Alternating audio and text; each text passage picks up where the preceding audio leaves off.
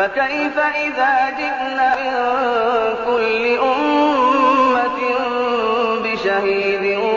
وجئنا بك على هؤلاء شهيدا يومئذ يود الذين كفروا وعصوا الرسول لو تسوى بهم الأرض ولا يكتمون الله حديثا. يا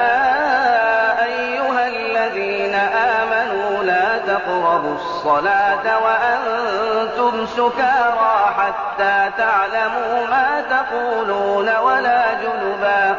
ولا جنبا إلا عابري سبيل حتى تغتسلوا وإن